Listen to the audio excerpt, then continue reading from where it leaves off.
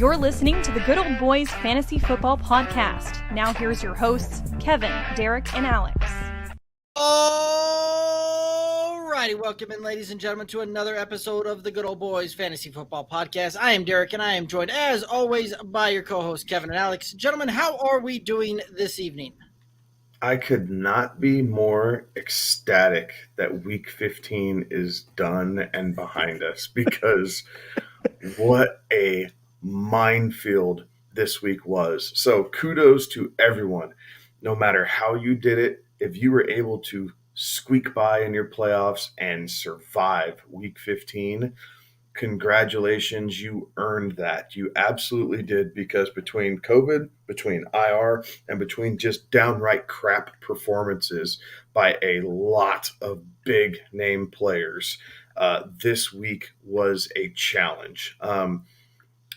Condolences to anyone who went up against Jonathan Taylor, Travis Kelce, Tyreek Hill, or Cooper Kupp, because if you went up against any one of those four guys, chances are the rest of your roster couldn't survive what those guys put up, and you ended up taking an L. So here we are. You know, we're finals, semifinals week, just depending on how it's shaken out in your league. You know, whether you're doing a semifinal final or whether you're doing a double finals week, as our home league is. But this is it, guys. It's crunch time. This is for all the glory here, and hopefully a little bit of cash. And I'm ready for it. I'm excited now. Like, this is good.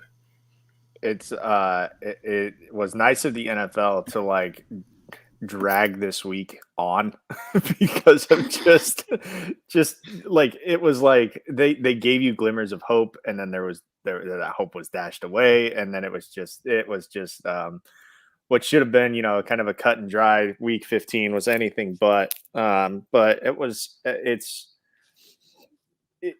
like Kevin said, if you got a win this week, you earned that win this week.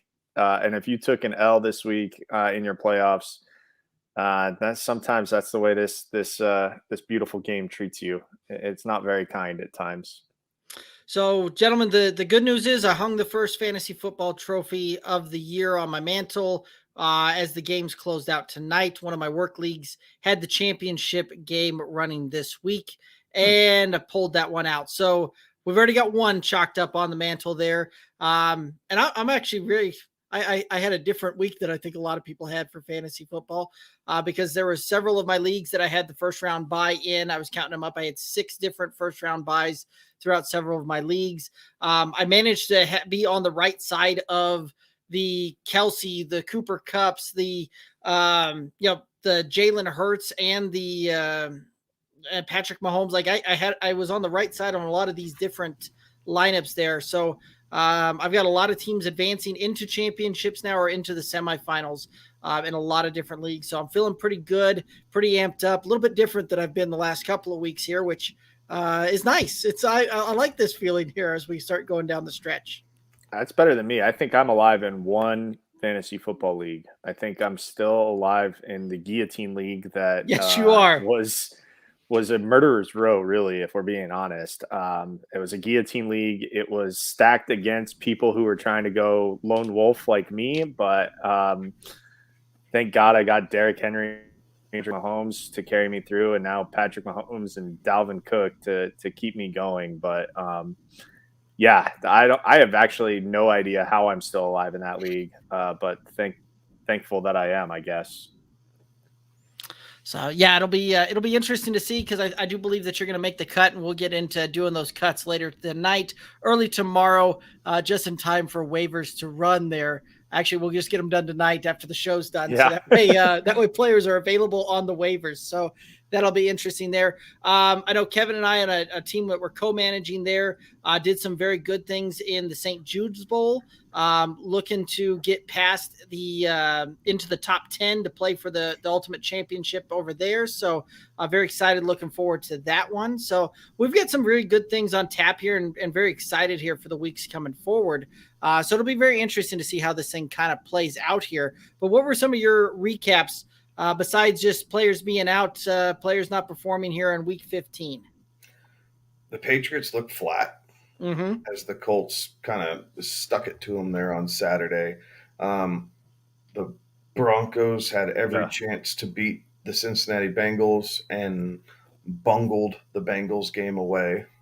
Let's see, what else did we have? The Baltimore Ravens need to quit going for two. Have that. That's kind of They need to go for two earlier. They don't need to go for two on the last one. Go You're for at two home, on the first one. but you're at home. Like, you kick that extra point. This is another situation. Derek and I were talking about this on Friday. I believe it was, right? The darn analytics crowd, which I like to think I'm part of, but man, oh man. There are times where the analytics makes sense, and there's times where common sense just takes over. And the common sense was the Ravens had the Packers on the ropes. The Packers defense was getting gassed, much like we saw in the Kansas City LA Chargers game Thursday night.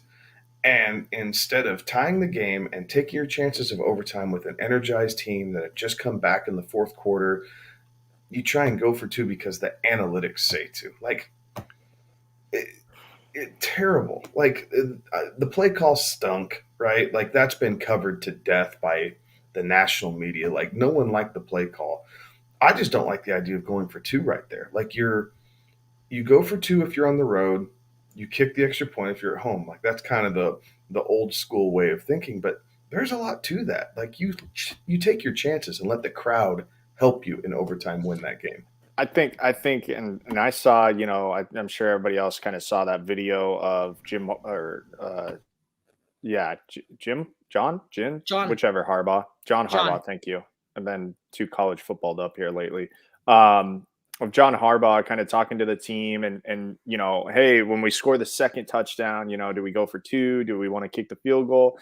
Then there's, they bring everybody over and Huntley, says, let's go for two here. Let's go and win the game. Like, that's what we're here to do, is we're here to win the game. And it's like, yes, that's great. But if you thought that you were going to score the second touchdown, why not go for two to set yourself up for the easy, decision again?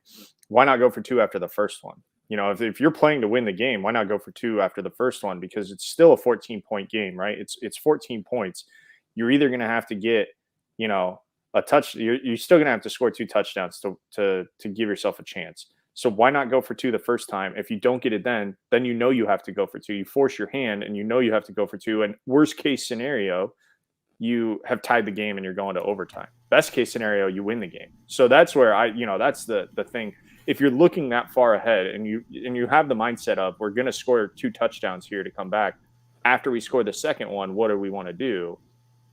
Why aren't you thinking about that after you score the first one?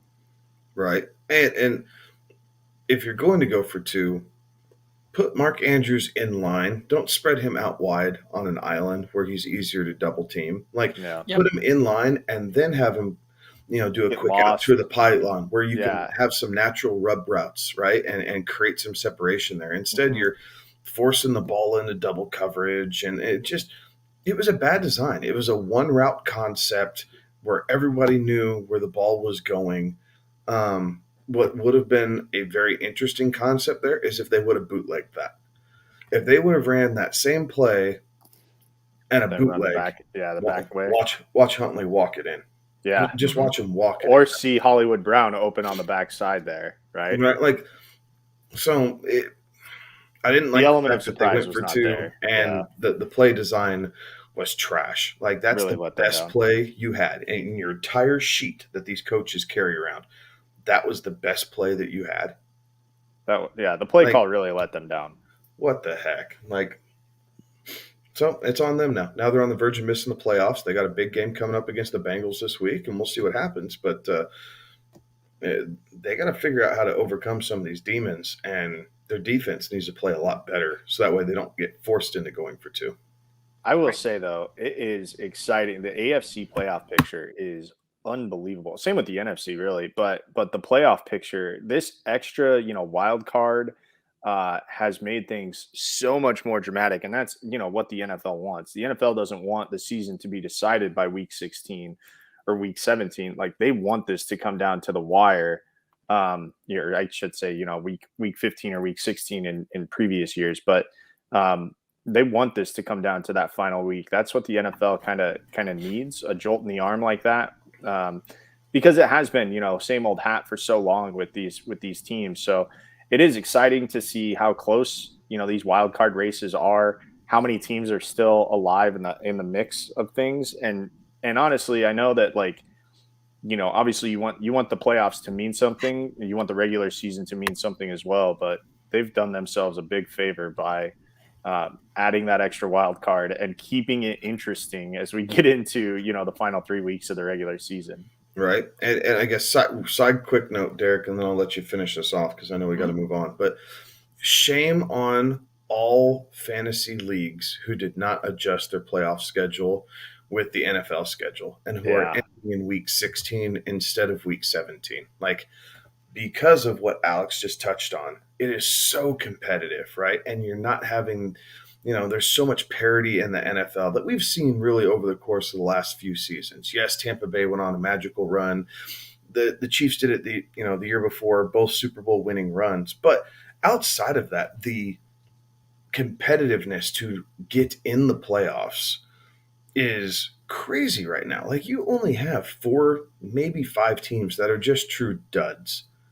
Right? You have Houston, you have Jacksonville, you have, the Jets. The fact that Atlanta still has a shot should right. tell you everything that you need to know, right? Exactly. Exactly. So shame on all fantasy leagues who didn't expand the playoffs and let this continue, because you're missing out on an experience here, because it is fun and it is exciting, an extra week than what we would normally get. Although, just to play devil's advocate, maybe ending in week 16 with all of the, player exclusions that we've had to deal with, maybe that saves the headache for an extra week. I think we'll see less and less because of how they just redid their COVID protocols, right? Yeah. So, if you're positive and asymptomatic, you don't have to stay out and vaccinated. And if you're vaccinated, as long as you're not showing symptoms, you're not getting tested at all. You have to show some sort of symptom for them to even think about testing you right now. So that's the way the NFL is choosing to do it. The NHL is getting ready to shut down. They already are. Major League Baseball is trying to figure work out stoppage. They're going to be they have their work stoppage, and then who knows if they're going to start. The NBA, I think the NBA is truly trying to get past this weekend, right? Because Christmas is the NBA holiday typically. This year's kind of the anomaly because of how it falls on the weekend. I think the NFL will dominate the NBA in ratings. Oh, yes. But in most years, this is the NBA holiday, right? They have their 5 or 6 game slate all day long basketball. And it's, Merry Christmas from the NBA. They're trying to get through this weekend, guys, and they're going to scrape through it. But I would not be surprised that they get through this weekend, and by the first of the year, the NBA kind of puts a pause on everything and allows themselves to reset after they hit their major, holiday and branding day. Yeah. It'll be interesting to see how that one comes to play.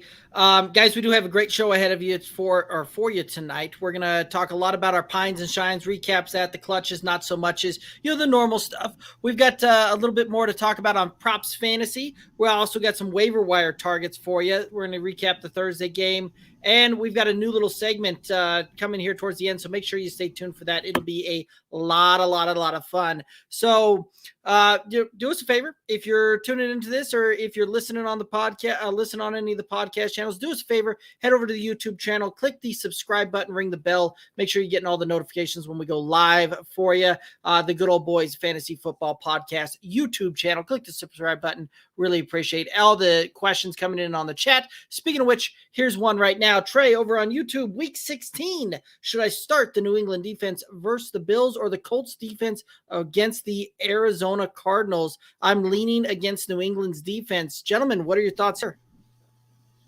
I would lean. Honestly, I think I'd lean the Colts. Mm-hmm. Arizona does not look right.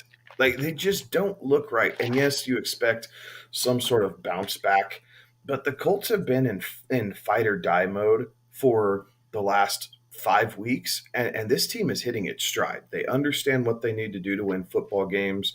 They control the ball with Jonathan Taylor. They're not asking Carson Wentz to play outside of himself.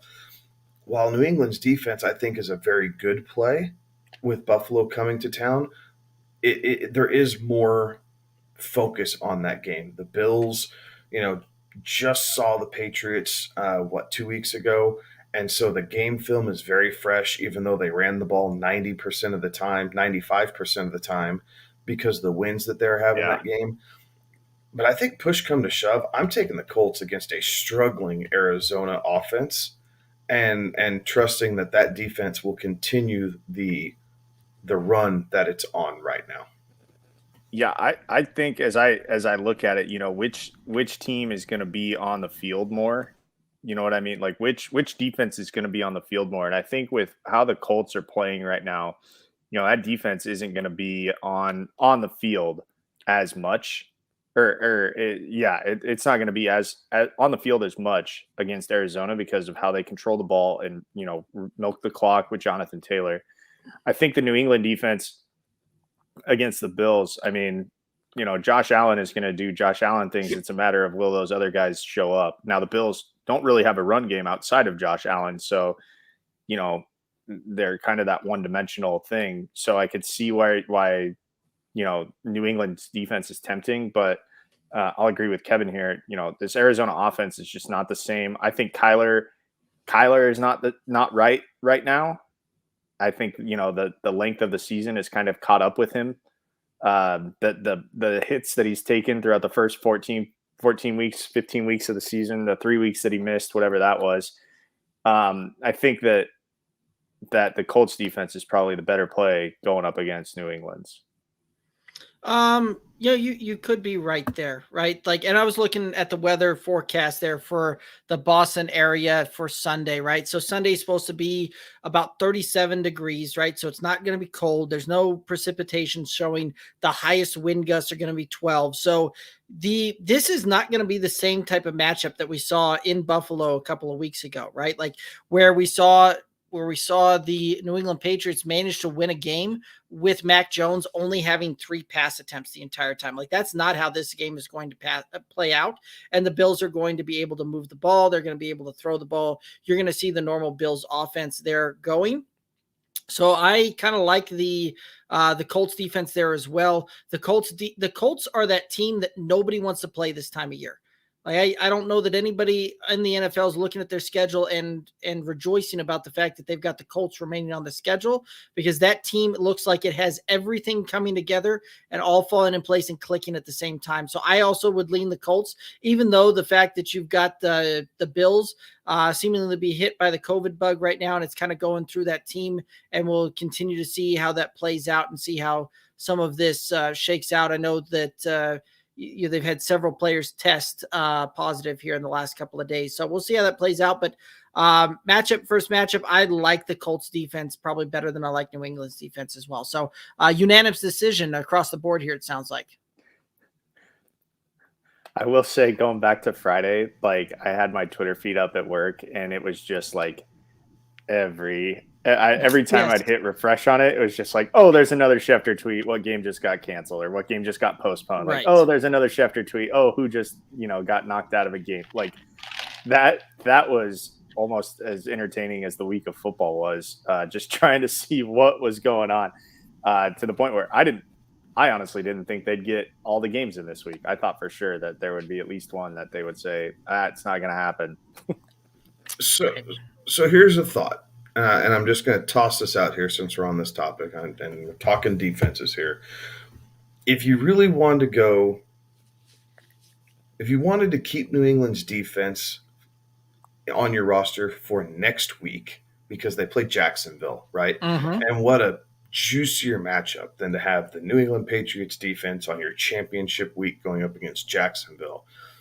And if you're even contemplating this week, here are a couple ideas that could possibly serve you well. The Philadelphia Eagles defense has been really good lately, and they have the New York Giants this week in a game where the Giants don't know who their starting quarterback is. They've been in offensive shambles. That team is absolutely just ready to call it quits and give up. And then to go along with that, you have a What in the hell did I just do? The LA Chargers, while they haven't been overly explosive, they're going up against the Houston Texans. So that's another possible matchup that you could take advantage of.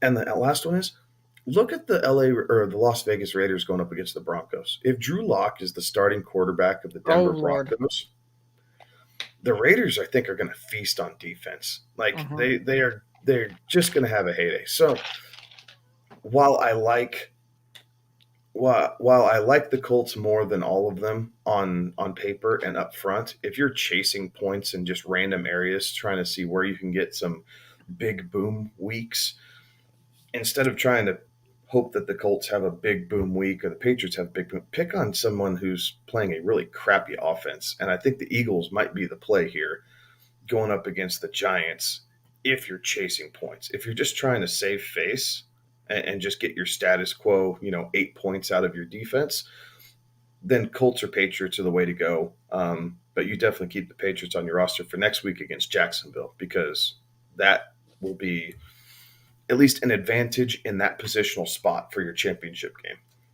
Right. All right. Alex, any other thoughts there? Alex's Wi-Fi's acting up again. All right. Sounds great. All righty. Let's go ahead and head on over into some pines and some shines here. Get that pulled up here. When Alex didn't get his pines or his shines in there last week, but let's go ahead and hit up the pines last week. Kevin, go ahead. So my pine last week, I pounded the table all week long. You need to sit Michael Pittman. You need to sit Michael Pittman. You need to sit Michael Pittman. And holy crap, did you need to sit Michael Pittman. 1 for 5, 7 yards. That's it. Now, he also got ejected, but that's not my problem. That's his problem. 1 for 5 for 7 yards. We saw this matchup coming up against the Patriots. We thought this was going to be the game script for the Colts, and they held true to that. Massive hit on the pine of Michael Pittman. Hopefully everyone was able to get him out of their lineup at all costs, because otherwise he was a major dud on the week. Yeah, you're not kidding. My pine was Leonard Fournette, who, again, was up against a tough matchup and put together 9 carries, 34 yards, 7 receptions, 7 targets for 33 yards. So, a guy that had been across the industry ranked as a top 6 running back this week.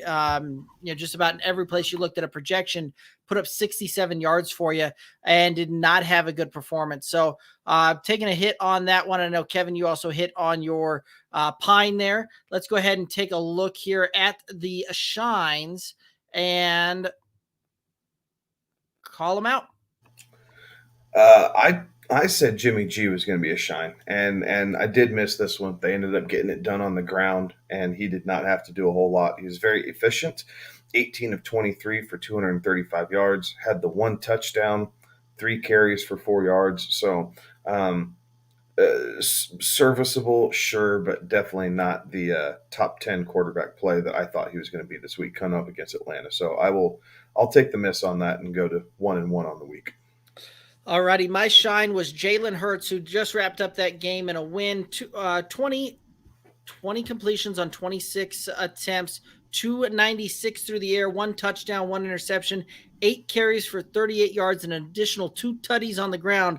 I will take a hit on that one, and that's going to go 2-0 for me this week.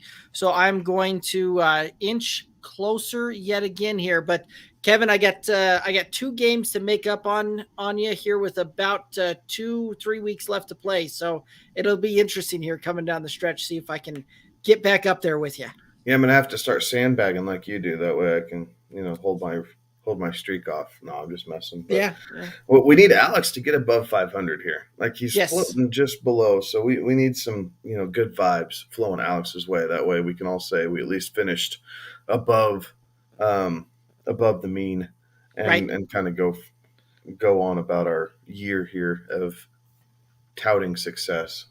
Absolutely. And Alex is having a little bit of the technical difficulties as it is, but he'll be joining us here again rather quickly as soon as he gets the Wi-Fi's wind blowing again in the right direction there. So let's go ahead and head on over into the clutch and the not so much. So who was clutch and who was not so much for your fantasy team? So I'll kick off here. I had a pair of clutch and a pair of not so much. My clutch was Jeff Wilson Jr. He was my first clutch, and he had a great day on the ground for the San Francisco 49ers. What in the world just happened here? I'm sorry, my system went down. Here we go. 21 carries, 110 yards, and a touchdown. And there's 2 catches on 2 targets for an additional 9 yards. So in a week where a lot of running back performances fell short, Jeff Wilson was able to pull through and really be a solid RB2 for you on the week. And that's exactly what he did for my team. So strong performance out of Jeff Wilson. Another guy who I picked up off the waiver Sunday morning or Saturday afternoon, one or the other, is an IDP. We play a couple IDP spots in our league, but Mr. Jermaine Pratt, he balled out against the Denver Broncos. He had a half a sack. He had 15 tackles, had a QB hit. He was all over the field, and he was a very large reason why Javonte Williams and Melvin Gordon could not get anything going on the ground. He wreaked havoc on that Denver Broncos run game to the tune of, in our league, in our crazy scoring, he scored 71.5 points, which is big weeks for an IDP player in our league. So kudos to him. He was definitely clutch for my team. Absolutely. Alex, who came up clutch and who was not so much for your fantasy roster there? Yeah, so I decided to keep things with the league that still matters. So I went to the Guillotine League with this one. Also, change of venue, a little festive there in the background. Yeah, I like it. The backdrop, super nice. The backdrop's a little more festive. It's clutch. It's clutch. It is clutch. Hopefully, the internet will be a little more clutch here throughout the rest of the podcast. My clutch performer, who did I write down? Oh, James Robinson. We got a James Robinson sighting finally. Old Bourbon Meyer got out of town, and James, they remembered that they had James Robinson on their roster. So that was nice to see him. Now, it wasn't a great week, but compared to what he'd been doing, he got 18 carries for 75 yards, and he found the end zone. Also added, a couple catches, 3 catches for 16 yards. So that was a nice performance. In the Guillotine League, every single point matters, as I found out last week, I think, when I got by on the skin of my teeth. But James Robinson was a clutch performer. And then for my not so much was Jerry Jeudy, 0 for 4. No catches on 4 targets. Obviously, Teddy Bridgewater going out didn't help that situation, but his butterfingers are starting to become a concern of mine. Like, I really thought he would have shaken it off from his rookie season to this year, and it's just continuing. Like, ever since he came back from injury, he has been scared to catch the damn ball. So a nice nothing burger from Jerry Jeudy was my not so much performance. Yeah, those goose eggs are always no fun to eat. My clutch was one Mr. Mark Andrews, who's been just clutch for me all year long. 10 receptions on 13 targets, 136 yards, 2 touchdowns. Put up just a monster week for me there. And then I also had a not so much of Ramondre Stevenson, who on 10 carries, 36 yards, and a fumble, like really didn't do much for me on that one. And he was primed to have a pretty good game there with Damian Harris being out, but it was not meant to be. So the clutch, the not so much. Guys, any other thoughts on this one? No, I guess I'll touch my not so much real quick since I didn't get to that one. But my not so much was a pair of quarterbacks who played against each other this week. And that would be Taysom Hill and Tom Brady. We are in a super flex league, and those are my 2 starting quarterbacks. And holy crap, watching that game and watching, my odds of winning just decrease by the snap in that game because both of them were very subpar. And Luckily, pulled it out, but holy smokes, both those guys, definitely not so much as this week. Yeah, those are always tough. Guys, I had a question. That is one. I had a question from a friend of mine, and it's like, when was the last time that Tom Brady had 48 pass attempts, threw for over 200 yards, and didn't have a touchdown? And I said, I don't know, but I bet it was probably against the Saints. The dude, he just cannot beat the Saints in the regular season in that red uniform. Yeah, the Saints have their number, man. A divisional game, right? And we see this happen from time to time. And right now, the Saints defense is specifically built to stop what Tampa Bay is doing on offense. It's again what we spoke about last Tuesday, and the Chargers defense being built to stop Kansas City, and they did that for about 3/4, a little over 3/4, and then it all fell apart on them. But you see that, like the number 2 team in in any division is always trying to figure out the best way to stop the number 1 team.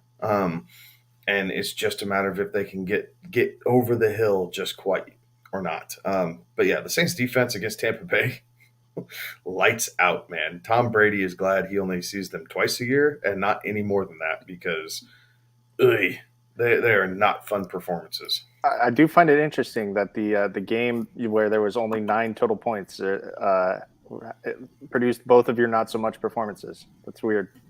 Yeah, it was almost like there weren't many points scored in that one. Cloudsy said, sorry to hear that you got bounced on there. Hurts put up a good game, just not 34 points worth of a good game. So that's asking a lot. That is. So, but appreciate you tuning in here. Now that the playoffs may be over for you, now we can start working on getting you prepared for next season there as well. Make sure that you're staying tuned in, guys, as we'll go through this offseason. Every week during the offseason, we highlight a different team and run through all of the different fantasy options there for you. We do this show year round, not just during the season. So make sure that you're tuning in Tuesdays, 11 p.m. Eastern, to the live show, and you can catch us on the replays wherever you listen to podcasts there as well. So Cloudsy, sad to hear that, but hopefully next year will pan out, and hopefully you still got some other teams in the running there. Cloudsy, aren't you the one who everybody makes the playoffs? So that's what happens, man. When the regular season doesn't mean anything and you run into somebody, that's what happens. Alex is living proof of that, because in the home league, he consistently manages to squeak his way into the 8th seed in that league with a losing record, and more often than not bounces the number 1 seed on that one. So it could have happened again this year. So, but yep. So anyway, we got props fantasy that we're heading over and talking about. Guys, what are some thoughts about props fantasy while I get that fired up? So props fantasy.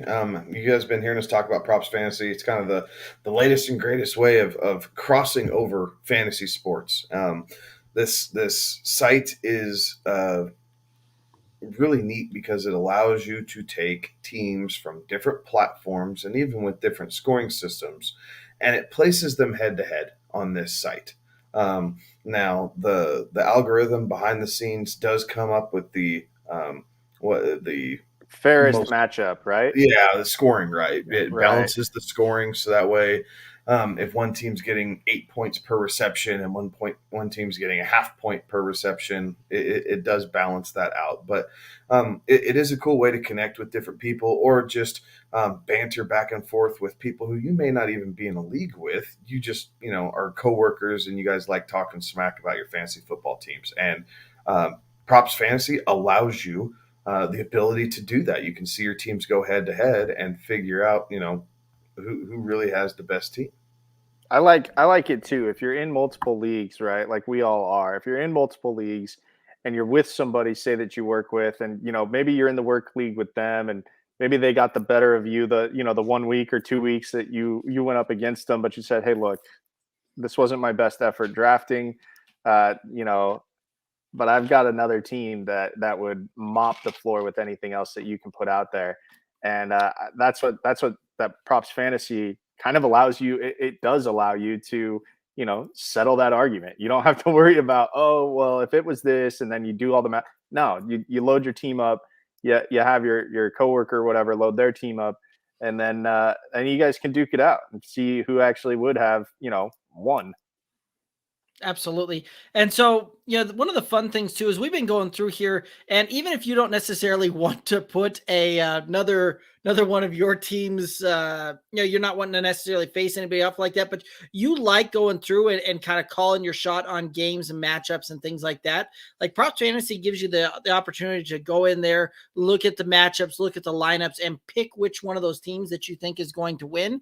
And that's what we've been doing here a lot lately as well. So this was one of those that I know this was a matchup that we voted on there. I believe, this was one of the ones that we had, and we voted for ourselves in this one and ended up winning that one. So kudos to us for picking the right game there. But I know that we had a few of the other ones out here. Let's go ahead and head back here to the arena where you can find all of the challenges. This was one that I think we ended up getting the best of us on this one here. Just had did not get quite the run that we were looking for out of guys like Cordero Patterson or Najee or Alvin Kamara. Although I do believe that Cooper Kupp's is not in here yet. Neither is Rashad Penny. So we may still pull this one out here. And I know that was one of the ones that we voted for. So it looks like the scoring is a little delayed from all the Tuesday games in here, but those will update here very quickly. Kevin, I know that we were going through some of these things and voting for some of these on Friday. Were there which ones of the ones were you kind of curious about to recheck up on here? Which game was it? Scroll back up just a little bit, Derek. Was it this day? I think it was this one right here. Yeah, that we were talking about here. Yeah, let's look at that. Yes, it was this matchup here. So let's actually head to the matchup and take a look at it. And I believe we pick the right side of this? Man, that Jamar Chase game was such a disappointing output for fantasy owners. Yes. Oh my goodness. But yeah, so we went through this game on Friday, I believe it was, and went through the matchup, and I believe, did we take DeSouza's team? I think we did. Can you see that? I think we did, but let's see here. You know what? The best way to do that? They haven't updated McLaurin's numbers yet, so right. That game is still very much in the balance.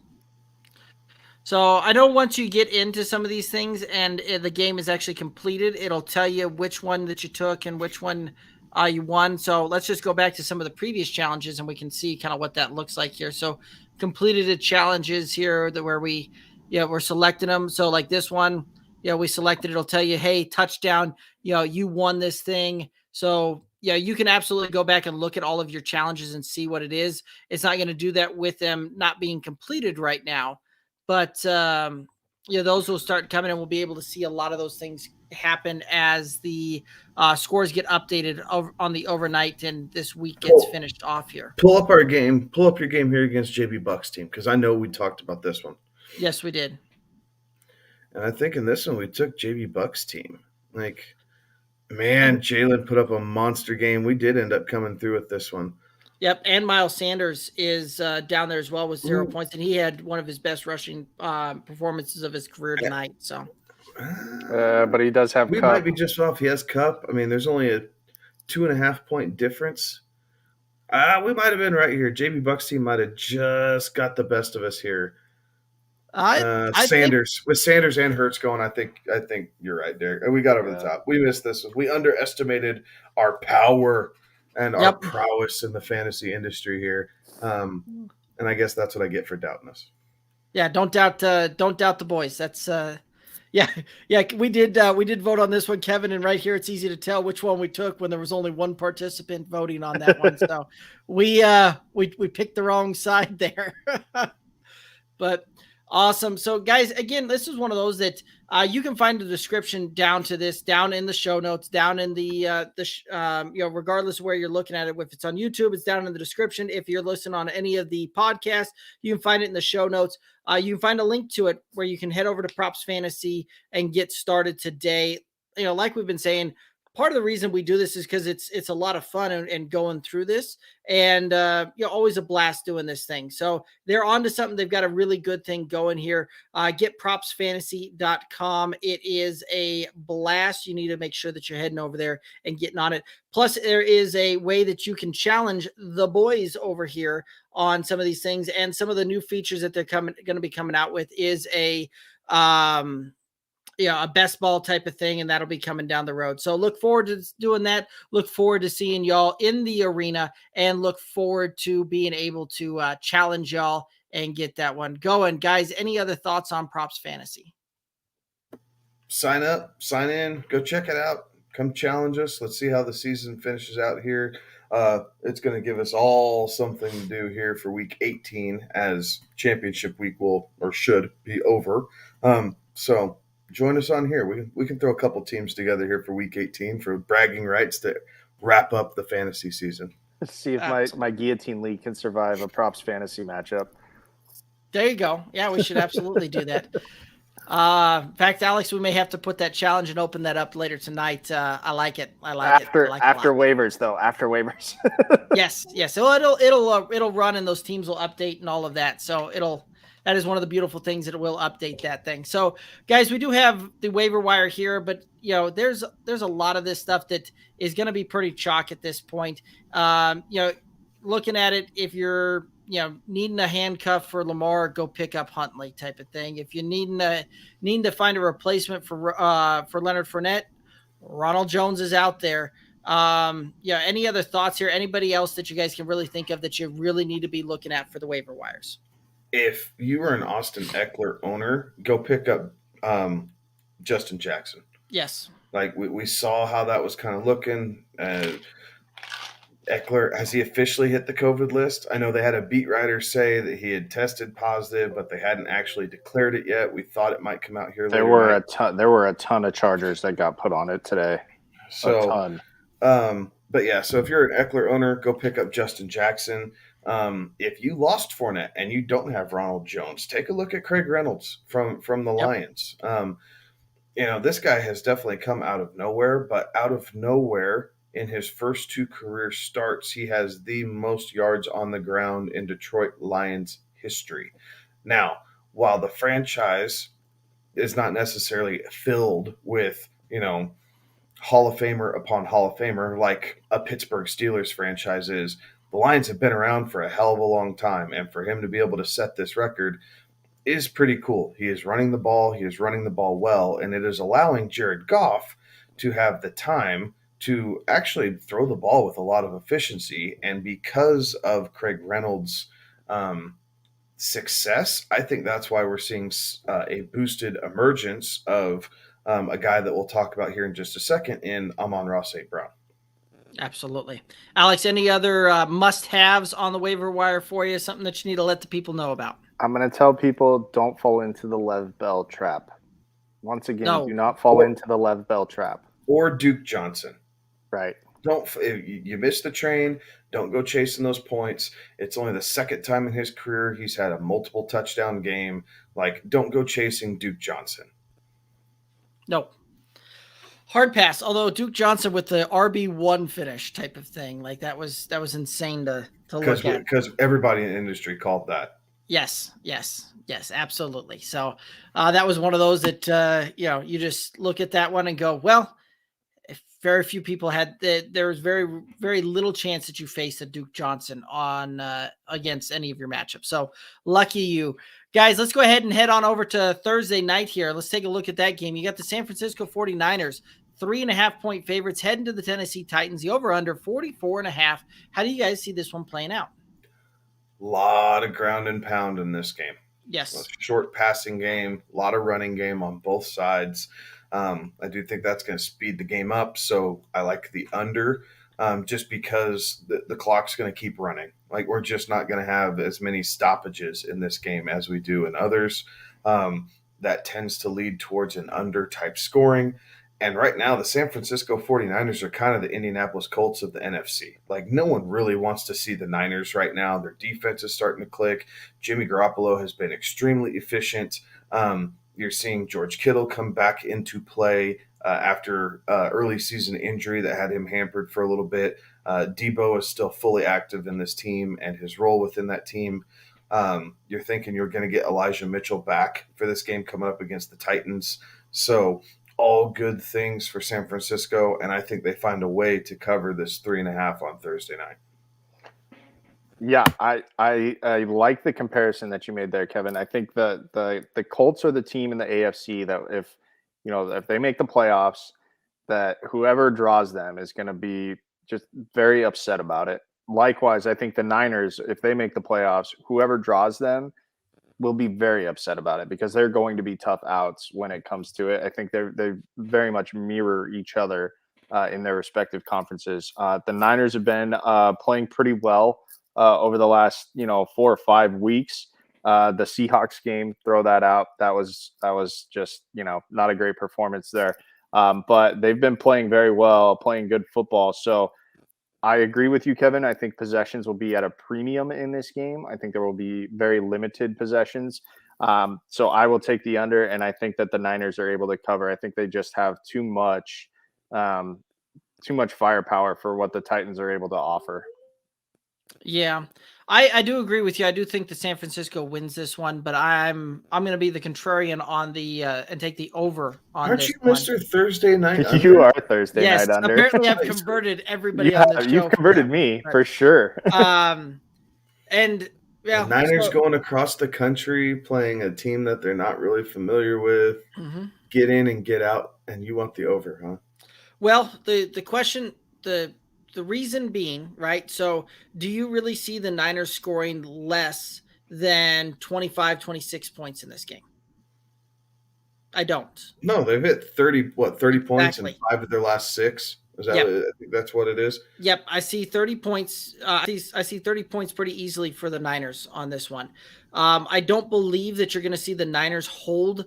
So let's just, we'll say that the Niners hold, put up 30 points on that, which I think is about what they're going to do. I don't see the Tennessee Titans getting held under about 18 points on this one.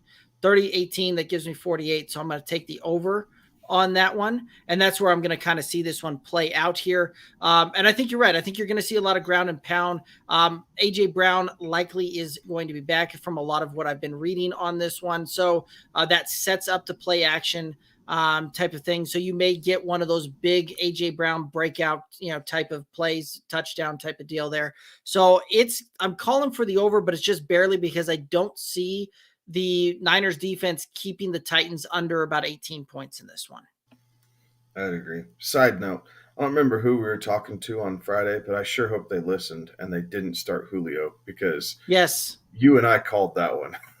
Julio's going to play for a little bit, and then he's going to go out with an injury and not get anything done. I sure hope that they listened to that and they played. They played some other options there because, man, what a disappointing season from Julio Jones as his first year in Tennessee goes. Right, and that was one of those. That question again came up on the Sunday show. And which point I on the Sunday show, I'm not trusting Julio coming back off of that hamstring. That hamstring has been just riddling him the last 2 seasons on this one. And sure enough, it popped up again. And that's one of those that you just hate for that prediction to be right there and that kind of thing to come through because we don't want to see these guys so get good, hurt. but yeah, absolutely. We don't want to see these guys get hurt. We realize that over their careers, they've done a lot for the fantasy, not only the NFL, but the fantasy game, right? And how we look at these players and how we draft them. But you gotta be able to read the tea leaves and understand what's going on right now. And right now is Julio's body is starting to fail him. His desire to play football might still be there. He's definitely smart enough to still play football. It's not that he forgot how to. It's his body. He is a big, powerful receiver who has a ton of mileage on his legs, and it is just starting to catch up to him. Much like what we're seeing with Zeke Elliott, just down the stretch. Now, the knees, looked a little better. We saw him, scamper for a 13-yard touchdown to kind of start the game off against the Giants, and the Cowboys kind of held them at arm's length, so you didn't need Zeke. But man, oh man, like start looking at the offseason already. Like, where am I going to have Zeke ranked next year? It is no longer top 5 predictions, guys. Like, we're sitting, anywhere between 9 and 14 is probably where I'm going to have Zeke ranked coming into Yeah. next year. Yeah, I think I'm going to have a hard time putting him inside my top 10, just kind of looking at it and how things are going to be down the stretch, I think. But absolutely. So, yeah, one of those that, you're right. One of those that we definitely did call that one. Let's go ahead and any other thoughts on the Thursday game? No, it should be entertaining. Yes. I feel like at least in our market, we've seen a lot of Tennessee this year. We haven't seen that much of San Francisco, which is a little surprising. But generally, that afternoon slate, we're getting the Cowboys or the Packers for the NFC game. So, or the Rams lately. So we haven't seen a whole lot of the Niners. So I'm going to be excited to be able to kind of watch them live and not have to go back through and look at a replay of it and just kind of get a feel for that game script and how they're playing live, because I have not had the opportunity to do that a whole lot this year. Just other games have been on TV that have kind of taken precedence in what I want to watch. So it's the only game on that night. So it's going to have my full undivided attention.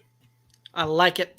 I like it a lot. Guys, let's go ahead and head on over into the week 16 Pine and the Shines. So call them out. Who are you pining this week? All right, I'm going to swing for the fences here. I'm going to go. My pine will be Nick Chubb, who is coming off a great, good performance after the delayed in the game. Sorry, my dog is freaking out. The delay in the game. He came off. He had a good performance, but Baker's going to be back. I'm not sure if Jarvis is back yet, but I do know that they're going to try to get Baker involved more. Stefanski will be back calling plays. So I think Nick Chubb maybe takes a little bit of a back seat in this one. And again, while the Packers don't have a great defense, they can stymie some things. So I think they're going to try to make Baker beat them, and I think that's going to limit what Chubb gets. Alrighty. My pine is going to be one Mr. Myles Gaskins up against, again, another very tough matchup for the run game there. They're going to see that Saints team that is just built to stop the run game and really slow things down, hamper things back. So while Myles Gaskin looks to be back off of the, is back off the COVID list, things like that. And I think, it was one of those that because he was a late ad, that was why we saw a lot of the Duke Johnson, a lot of that kind of stuff. Again, I don't look, while I think he'll get kind of back to his normal role in this one, I don't look for it to be good production on that one. So I'm staying away from Myles Gaskin this week. My pine for the week is going to be another running back. So we're giving you guys lots of running backs to not start here heading into your semifinals. But I'm going after Rashard Penny. Like, he was the darling 2 weeks ago. Everybody picked him up because we saw a clear path to volume here. And we kind of saw what we should expect out of him going forward. 11 carries, 39 yards tonight against the LA Rams. I think that kind of continues. This Seattle team is just not good right now. And we want Russ to be better, but Russ, I don't know if it's lingering effects from the finger or just the fact that he's pushing, or if it's the fact that the Seahawks, just kind of don't care anymore this season. Like, they've just kind of given up all hope. But whatever the reason is, the Bears do a very good job against the run. They just held Dalvin Cook to under 90 yards on 29 carries. It's going to be easy for them to shut down Rashard Penny. So he needs to be out of your lineup at all costs. Yep, agreed. I like it. Guys, let's go ahead and head on over into the Shines. So who do you expect to have a big week here in week 16? All right, I know this one's going to be a little bit kind of out of left field. I'm going with DK Metcalf. Now, I know the Seahawks don't look great right now, but they are playing the Bears, and the Bears have given up the most, at least when I looked, and that didn't include tonight's games. But the Bears have given up the most passing touchdowns this year to receivers. So I'm going to go with DK Metcalf. I know the Seahawks don't really have much to play for, So why not pad the stats and get DK his? I like it. My shine on the week is going to be James Robinson, expecting him to have a very big game up against the Jets. So the matchup is prime there. We've seen now that Urban Meyer's no longer down there. The fact that they remembered that they had James Robinson on the roster and he's a good running back and decided to use him last week. I think that trend is going to continue here. And I think he's going to have an absolute monster game going up against the Jets, who have been atrocious against the run this year. Really, there's the only team that tends to give up more points to a fantasy running backs is the Detroit Lions. Speaking of the Detroit Lions, my shine for this week, Amon-Ra St. Brown against the Atlanta Falcons. This guy has been on a tear the last couple weeks. He is a great option for people who lost Chris Godwin, who are worried about Mike Evans, who might be worried about Tyreek Hill, who got placed on the COVID list, who's sick and tired of Mike Williams. If you found yourself this deep into the playoffs, he's a great option to kind of fill in. He has emerged as the clear primary target for Jared Goff. And as long as the Rams can stay semi-balanced with the run game, teams aren't shifting coverage over to this guy and making life difficult for him yet. He has been able to do it very well against zone coverage, finding the holes. He's been able to beat one-on-one coverage, and I do expect that to continue against Atlanta. So if you're looking for wide receiver help or help in the flex, if you don't want to start any of the running backs we just listed, take a look at St. Brown. And I think that you will be very, very happy with the performance he puts up this week against Atlanta. I like it. I like it a lot. Alrighty, guys. So that's going to take us down here into kind of a revamped little segment here where we had been doing a lot of the kind of the keep, trade, cut, rest of the season, that kind of stuff. But since we're in the playoffs here, we're going to modify this a little bit because part of the deal with playoffs is going through and working the waiver wires, keeping things away from your opponents, or putting players out there for your opponents that they may pick up to try and start against you here as well. And so that's going to lead us down to gold mine, landmine, or shaft, right? So the way that this is going to work, players that are the gold mine will be players that are that are going to be gold for your fantasy playoffs. A landmine is somebody that you would cut so that it gets on your opponent's roster to try and start against you. A shaft player is a player that gives you an empty performance type of thing there. So let's go ahead and just kind of start here with Russell Gage. Russell Gage has been seeing a lot of target volume down there in Atlanta, big, heavy target share. What are you thinking? What are you doing? Is he a landmine, gold mine, or a shaft? I'm going to landmine Russell Gage. I will give him to my opponents. The Detroit Lions have been very good in the secondary. Their deficiency has been on the ground. So I do expect Cordero Patterson to bounce back and have a better game. I think we'll see Mike Davis be, I don't even know about serviceable, but Hill will get his fair share of touches to be able to continue through there. And Kyle Pitts kind of doing his thing in the middle. So while Gage might see a healthy target share as all things are considered, I don't expect this game to be, high scoring and through the roof by any means. So if that's the case, I need Gage to probably score a touchdown to be relevant. And the Detroit Lions just aren't giving up that many touchdowns through the air. So I will give up Russell Gage this week and face him instead of keeping him on my roster. I will take the contrarian view. I'm actually going to call him a gold mine. Even in the loss to San Francisco, he had 8 receptions for 91 yards and he found the end zone. So Matt Ryan is locating Russell Gage. He's becoming a bigger part of this offense. In his last 5 games, he's got 34 catches on 44 targets. He's got almost 400 yards. I mean, he's only got 600 yards for the season. So he's had really good production over the last 5 games, and even in the last month, he's put up, 285 yards. So I'm going to go with gold mine on Russell Gage, even though, again, I don't know that, I think it would be beneficial to have him as you're trying to get points. I think Russell Gage is a guy that you can get points out of. Yeah, I can see where you're going with that on that one. I think I'm probably going to take a little bit more of the shaft approach on this one. So while you're right, he has had double-digit point totals for you in half-point PPR 3 of the last 5 weeks.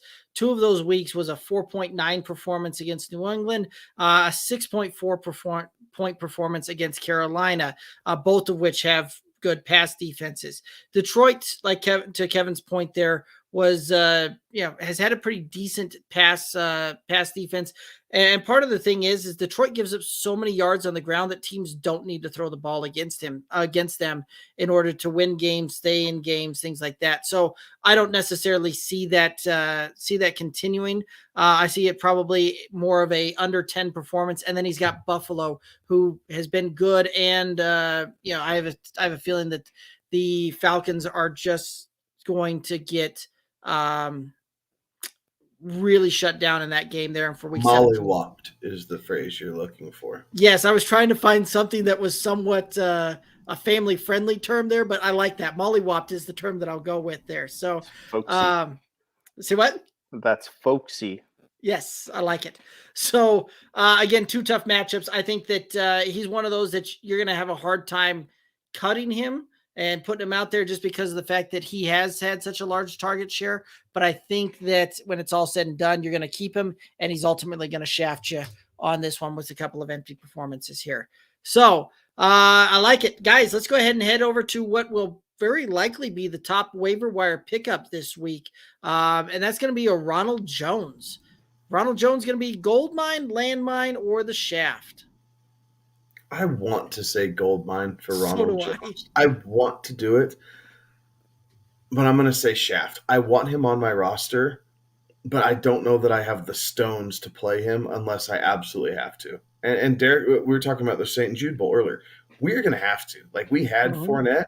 He went down. It is next man up right now because we made rosters are locked on that one too. Yeah, we made it to the top 10. Rosters are locked. There's nothing we can do. So, looking into that, he's going to have to be a gold mine for us to survive and advance. But in general purposes, I'm going to go with shaft. I don't love this matchup against Carolina to start with. I think Tom Brady is going to use a lot of Rob Gronkowski. If Mike Evans is available, we will see a lot of Mike Evans in this game. We might even see some O.J. Howard kind of slide in, and he'll play outside a little bit and possibly see some sightings from Johnson and Scotty Miller. So Tom Brady still has options, even though he's down Chris Godwin and Mike Evans is banged up. I think a good week of practice and a pissed off Tom Brady leads to a good passing game this week. That's it. That's the motivation factor. Tom is going to have himself a get right game. And I guarantee you, run plays will get called. Those plays will get changed in the huddle and at the line of scrimmage. I think this is a Tom Brady game it's a get right game for Tom. So while I think that, the idea is that Rojo, as the lead back, would be the guy that would get the majority of the carries. And because that offense is hopefully going to be clicking, he would be the one to benefit from it. But I will also agree with Kevin and say that he probably will shaft you. And it will just be an empty play, kind of a hope for the best play out of him, because for this week, I just don't see it being the case, because this is going to be a get right game for Tom. I hear you. And I hear what both of you are saying, and I can see what you're saying, right? I can see kind of that writing on the wall, but let me tell you why he will be a gold mine for fantasy playoffs here. One, he plays the Jets in week 17. So if you can manage to get through this week with Ronald Jones as your running back there, well, Carolina's been good against the run. You know who's been great against the run all season long? The New Orleans Saints. And the New Orleans Saints just let Ronald Jones bounce the ball around for 7.9 yards a clip against a very, very good run defense. So while, yes, I do think that the Carolina defense is able to game plan for him, neutralize that a little bit, I still think that he's going to give you a serviceable RB2 type of performance this week, which, quite frankly, that's what you really need. We're relying on Leonard Fournette to give you week in, week out with where you drafted him. So that being the case, I think he'll have a serviceable week this week and a great week in week 17. And so I think that he will end up being a gold mine for you. So I'll take the contrarian view on that one as well. Smokey the Cat over there on YouTube. Guys, would you play Russell, Hurts, or Huntley if he plays week 16? For me, this is a very easy Jalen Hurts. 100%. Hurts. Yep. Co-sign. I know that everybody's making the narrative for Huntley to play, things like that. Like, the Ravens have to almost win out to make sure that they get into the playoffs at this one. This Cincinnati game is a must-win game for them to keep playoff hopes alive and for them to keep divisional title alive. I don't know that there's any way that Lamar's not playing in week 16. Like, I don't. Like, he's going to have to not be able to actually get to the stadium for them not to play him, I don't think. Yeah, I would play Huntley over Russ. If Huntley plays, I would play Huntley over Russ. Yes. But Jalen Hurts has carried fantasy teams to the playoffs up to this point, aside from the bye week and being, injured. Jamie was injured, yeah. Outside that, he has carried it. And at the beginning of the season, that didn't translate to wins on the field. Now it is. It is translating to wins on the field. He is doing a very good job of racking up points on the ground and through the air. Jalen Hurts is the quarterback that you want heading up against the New York Giants in week 16. Yep, I will absolutely put the guy in there that's averaging almost 22 points per game out there for fantasy. Put him in there, move on.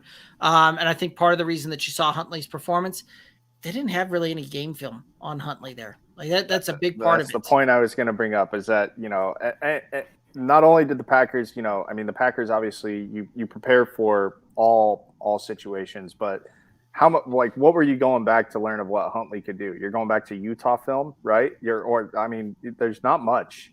Yeah, a couple of plays here and there. Yeah, this kid can play in the NFL though. Like he's not going to play for the Ravens, exactly because they have Lamar Jackson. But this kid can play in the NFL. He might honestly be more accurate than Lamar.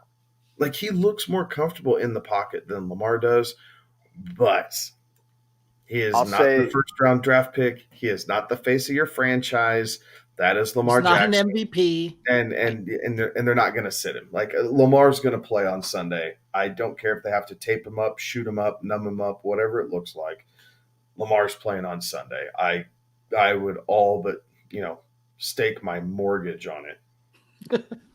The other thing too is think about, some of the best performances that you see. And this is where it comes down to remember that these guys, they're people, right? But Huntley's going out there. He has no pressure in the world, right? Like he knows that he can just go out there and play football because he's not expected to win, right? That's not what's expected of Tyler. That's just, it is just go out there and give us a shot. Yeah, we don't expect to win. Just go out and ball out, right? Yep. Like how nice is that and refreshing to have that as your mindset as you're going in.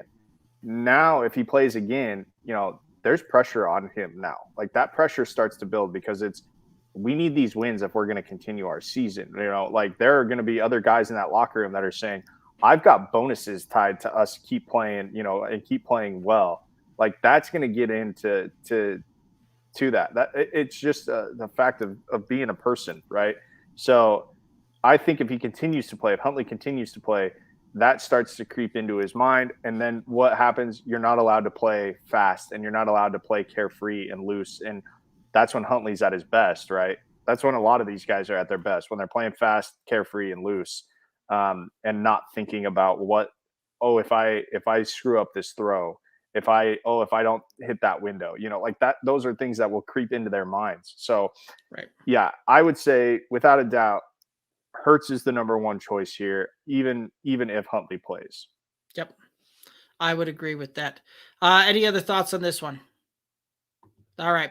Also got to pick one wide receiver, one running back, one flex, St. Brown, Parker, Cooper, Gallup, Jacobs, Pollard, Sony, Rojo. He's playing Deontay and Cook as his wide receiver 1 and RB1. So I know, Kevin, I'm betting you're taking Amon-Ra St. Brown there. I am. I like him more than Amari Cooper this week. He's more consistent than Devontae Parker or Michael Gallup. So I would play Amon-Ra St. Brown this week going up against the Atlanta Falcons. Running back wise, that does get a little tough. It does get a little tough. The Broncos have been pretty decent against the run, although the Raiders do have their offensive schematics do seem to give the Broncos fits on the ground. Like that Raiders offensive line, for whatever reason, plays completely different against Denver than they seem to play against everybody else. So I think I like Josh Jacobs because the guaranteed time, the volume is there. It's pretty well guaranteed.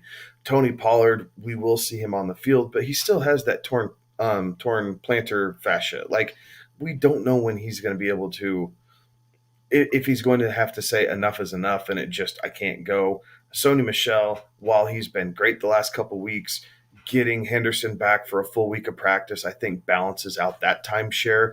And Rojo, the volume should be there, but I don't know if I have Josh Jacobs on my roster that I'm willing to sacrifice Josh Jacobs for Ronald Jones. Ultimately, that's where that is. So St. Brown, Jacobs, and if you're going for a flex, Cooper or Ronald Jones. And at that point, I find it to be a toss-up. I truly do. So it's whatever you feel more comfortable with. The Cowboys' passing game hasn't looked great. Washington's pass defense hasn't been great lately either. So that leads to trying to find some things with Cooper that would be good. Ronald Jones being the only show in town, but you have to tell me what their pass run mix is. If they're going to go 70-30 pass, you're better off pivoting away from Ronald Jones and going with Cooper. If you think it's going to be more of a 65-45 split, then it creeps in where, Ronald Jones is probably a bit safer play. His floor is higher than Cooper's. Like, Cooper could put up a goose egg. We've seen it before. But Ronald Jones should at least see enough work to get you, 9 or 10 points easily.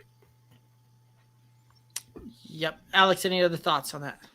Derek, why don't you give your thoughts? Because I got to look something up here real quick. Mine are going to be very, very similar there, right? Like, and looking at the projections, looking at a lot of the early rankings that are out there, it looks like Ronald Jones is currently ranked for week 16 as the RB14 with Josh Jacobs as the RB15 on that one. I do like St. Brown. I think that he gives a lot of upside, a lot of swing for the fence. I think that they will need to throw the ball to keep that one in there. And I think that he will be getting a plenty of targets there.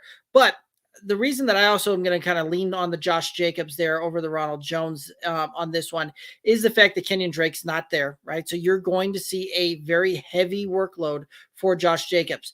Now, when the Raiders tend to win, and I don't know, as much as it pains me to say that, I don't know that the Denver Broncos are going to be able to win this game at home against the Raiders here in week 16. So, yeah, that's in Vegas. Yes, you're right. I'm sorry. It probably will be a home game, though. There will be a lot of Denver fans there. Yes, I'm sure there will be. So, sorry. So that being the case, that them playing at home, when the Raiders win, Josh Jacobs typically has some of his best performances there because the Raiders start salting the game away. They start doing some of that kind of stuff. And I think that that's what you'll see come to fruition on this one, right? Like, you're going to see Josh Jacobs probably get 18 to 20 carries on this thing, something around about 80 to 90 yards, and probably fall into the end zone. So for a very, very good fantasy matchup there. So I'm going Brown, Jacobs, and I probably lean Ronald Jones on that one just because I like the floor that a running back gives me over what a wide receiver does. Yeah, so I'll just for clarification, what I was looking up was to see how well Devontae Parker has been playing because that's kind of the sneaky play, but it is a Monday night game at New Orleans that Devontae Parker is playing in, so I'm a little less bullish on that one. So I'll agree. St. Brown, Jacobs, and I'll agree with Derek and say Ronald Jones because of the running back, the point possibilities. Right. The workload opportunity, I think, will be bigger there. There you go. The other thing, too, with Devontae Parker that you got to factor in is even though he had a pretty decent performance here, you should see Jalen Waddle back in this one. And I think that's going to very much limit the amount of targets that you're going to see a Devontae Parker get in that one. But Smokey the Cat, first, I know this is probably the first time I think I've seen you in the chat here. Appreciate you throwing those questions out there and chiming in. Absolutely love it. Guys, let's go ahead and head back here. We got a time for a couple more of the gold mine, landmine, or the shaft. So, I know Kevin is now two questions in a row talked about this guy and sung his praises. So, Kevin, I'm pretty sure that you're a gold mine for Amon-Ra St. Brown. Gold mine. Absolute gold mine. He is my number one waiver wire target this week. Over Rojo, over Russell Gage, over just about anybody else that you'd come up with who would be out on the waiver wire. Even over a Gabe Davis, right? Gabe Davis is probably on a lot of waiver wires. I mean, Sanders has been dinged up. Cole Beasley just hit the COVID list.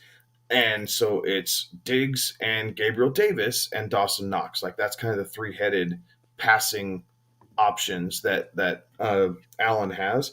I'm still going St. Brown over Gabe Davis. Like it just that matchup with the Patriots, I don't love that. So that's why I'm fading Gabriel Davis this week a little bit. But St. Brown, so the last 3 weeks, I just had this pulled up and then my phone, here we go. The last 3 weeks, he's seen 12 targets, 11 targets for 10 catches, 8 catches, and 8 catches. He has 2 touchdowns over the last 3 games and is averaging about 84 yards a game. So those are great wide receiver 2 numbers. Those are great wide receiver 2 numbers. And as I was saying earlier, I do expect it to be consistent with that. And if you are scraping because of COVID issues, because of injury issues, whatever, this is about the best gift wrapped, handed to you possible option for a wide receiver this late into the season that you could possibly imagine is getting this handed to you right now. And what he's done over the last 3 weeks going up against a team that is terrible on defense and a Lions team that, quite frankly, they're still fighting, guys. Like we thought they were done after the Broncos game, right? They got their win. They came into Denver. Denver smacked them around, and we thought they were going to be done. And they turned around, and guess what? They decided that they were going to blitz the crap out of the Cardinals. Now, side note: if you're the Cardinals, how do you lose to Carolina and then turn around and lose to Detroit in the same season? Like, I think you're a little worried if you're in Arizona. Like, how do you not learn from your mistakes in going into Carolina and getting smacked around? And you turn around and you do the same thing against Detroit. You get smacked around by Detroit. Like, I am worried if I'm a Carolina fan, just like Derek said. Like, they are not a good football team. They're not playing their best football heading into the tail end of the season like you want teams to do. So I am worried about that. That being said, St. Brown, gold mine. Absolute smash for a waiver wire pickup this week. This doesn't make for good podcasting because I agree. Like Amon-Ra St. Brown, it's a gold mine for all the reasons that Kevin just put out there. Like he is, last year, and you guys, I'll give credit where credit's due. You guys helped me. You found me the key piece that helped me win this championship, and that was Gio Bernard last year, right? You remember how Gio Bernard, went off the last 2 weeks. He propelled me to the championship, and he was a waiver wire pickup that I picked up literally going into the semifinals, and that's what helped me out.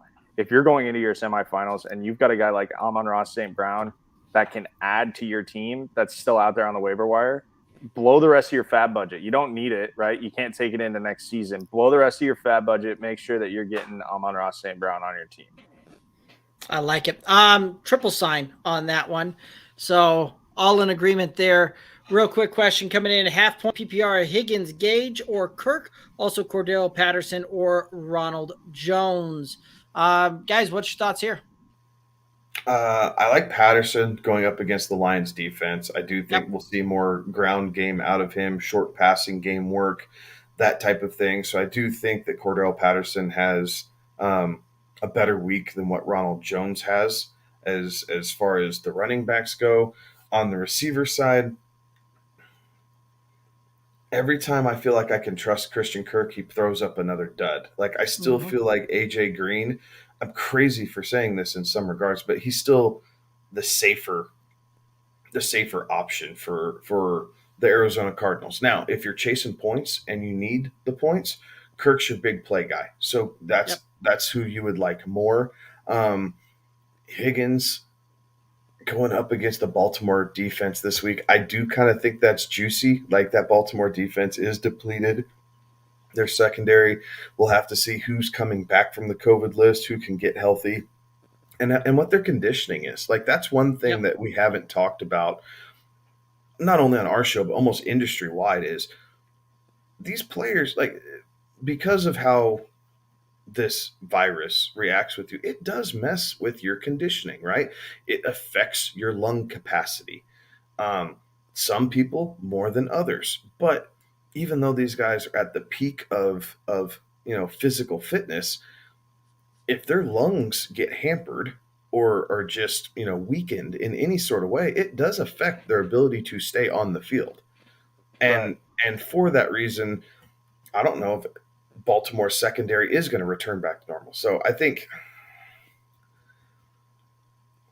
Gage has the highest floor just because he's been seeing the most consistent amount of targets. I think Kirk has the highest ceiling just because he's kind of the 1A/1B option there in Arizona right now. Higgins is kind of the true mix in between. Like Denver did a good job shutting down Higgins. People are obviously paying a ton of attention to Jamar Chase right now. So Higgins is that nice balance. So with those three guys, it's what do you need this week? If you need the big game, you kind of have to go Christian Kirk, and I understand that play. If you just need kind of the safest floor based off of volume and what you think what your team needs, that's probably Gage.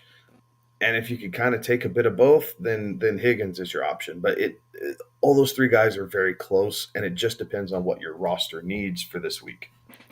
I'll add two here because this is something that I think about and consider, and I'm sure I'm not alone in this. You guys probably do this as well. If with what you have here is Cordero Patterson, we all agree, I think, that Cordero Patterson is probably the running back play here. Mm-hmm. So if you don't want to take, another player from the same team, that's going to limit your options from the other one, right? Like I think about it like, what if they have they have a bad game? What if they just don't have it on offense? Instead of losing, having one player that has a bad week, I have two players now that have had a bad week. Think about with the Bucs last week, right? If you had a Leonard Fournette before he got hurt, whatever, but a Leonard Fournette and a Chris Godwin, or a Leonard Fournette and a Mike Evans. Now I know that's in theory that's a safe play because you think that those guys, that team is good, that offense is good. And maybe this is a bigger topic than what I'm making it into here, but playing, two from the same team, I know that can scare a lot of people away. So if we agree that Cordero Patterson is the play, then that leaves you with Higgins or Kirk. I would lean more towards Higgins, but again, with what Kevin is, I could say Kirk. And I know Kevin has thoughts on this. Well, I don't know why I just thought of this. All these fantasy websites, at least that I'm playing on, gives Patterson the option to be your wide receiver or your running back.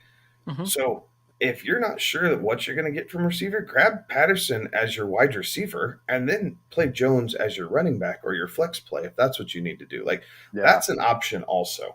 Right. So that's the option I like the most. There. Yes. I think that is actually the best option. That is the option I like the most, but if I've got to run it through where I've got to pick Cordero Patterson or Ronald Jones as my RB, I'm going with Patterson there, and then ranking the wide receivers, I'm going to Higgins, Kirk, Gage in that order there. I think Kirk gives the biggest ceiling of that, but I like Higgins and what he's been doing. Right, the last week was a dud, but the previous weeks before that had been hitting, and he was actually the one that was bringing down a lot of those longer passing attempts from Joe Burrow and not Jamar Chase over the last back half of the season here. So I like what Higgins has been doing, and that's probably the way I'm rolling, and that's probably the way I feel the most comfy going into a semifinals or championship matchup. Sorry, that just made me think of last year when I tried to pass Taysom Hill off in my tight end spot when he was starting at quarterback. I did it. For 1 week, and then ESPN said, "Oh no, we're not doing this shit anymore." That was I actually just left it there and then just didn't update a lineup there. You couldn't take him out. you couldn't update the lineup on anything else, so I made sure looking a week ahead that I did that. But yeah, well, it's all part of the strategy and all part of the game there, the game within the game, right? Marcos, so guys, I hope we answered your question. Absolutely. So, Marcos, that's how we would rock that out. Appreciate you tuning in. I know this is probably the first time that we've seen you here in the chat. So, very much appreciate you tuning in and throwing the comment and the question out there. Guys, last question before we call it a night here. Goldmine, landmine, or the shaft for AB? Goldmine. If he's on the field, he's a freaking goldmine. Like, we saw that. Depleted wide receiver core at Tampa Bay. Tom Brady loves throwing to Antonio Brown regardless. Like, if he's on the field and he's able to play, absolute gold mine. Hi, puppy. My dog, I think, agrees. She's also sick of me talking but not paying attention to her. So I will go with gold mine as well. As much as I don't want to say that, I'll go with gold mine. Luna, your thoughts? She's agreeing with me. She co-signed. All right. Yep. So I'm also going to try sign on this one since we've all agreed on this one. Had you actually asked me this one before the game where before Chris Godwin tears an ACL and Mike Evans goes down with a hamstring injury, I would have told you that this would have been a landmine type of thing. Just because I don't know that you would have seen the Bucs bring him back and in that same kind of capacity that he was in. But I think that has definitely changed the narrative there with a couple of key injuries going down the stretch, and they need somebody for Tom Brady to throw the ball to because the other wide receiving options besides Evans and Godwin just did not pan out in that game against New Orleans. So I'm going to agree with y'all and say gold mine here as well. Guys, I do believe that's going to take us down here to the end of it. Any final thoughts for the listeners and the viewers out there? For those of you still in the playoffs, stay vigilant. Hit the waiver wire. Like, your season's not done yet. You've come this far. Keep grinding. You are so close. Finish it out strong. For those of you who came up just a bit short, we appreciate you sticking around here and tuning in. We have a bunch of content coming here in the off season to help you get prepared for next season, whether it's dynasty, whether it's redraft, all those good things. So we are more than happy to answer any questions as we continue here through the end of the season and off season, getting ready for 2022. Yeah, the other thing I would add, like, even though I think a lot of people, if you're like me, you get done with the fantasy football season, you need a chance to decompress and just take your mind off of it for a little bit. But the real work does happen in the off season. When you do, that's what they always say about the games and the real life stuff. So it's the same with fantasy. The real work begins in the off season. I'm gonna shut up because my dog wants me to stop talking. Well, so absolutely there, guys. So one of those that you want to know how one of the easiest ways to get better at fantasy football next year, it's if you got eliminated, last week, this week, or the week after, don't tune out because you'll see some of these guys put up some monster performances that are going to absolutely change the narrative on the way that folks are looking at these guys and how we think that that's going to play out there. And that leads right into what Kevin was just talking about. We've got a ton of content for coming out for you this off season. So make sure you're tuning in, and you can find us on the socials, Twitter, Instagram, Facebook at Good Old Boys FF. You can also find us on the YouTube Good Old Boys Fantasy Football Podcast YouTube channel. Do us a big favor. Head over there, click the subscribe button, ring the bell. We do the show live for you 3 times a week during the season, and we bring it to you live once a week during the off season as well. For everybody tuning in, we appreciate all the questions, comments, and you guys watching and listening. He's Kevin. He's Alex. I'm Derek. Have a good one. Be safe.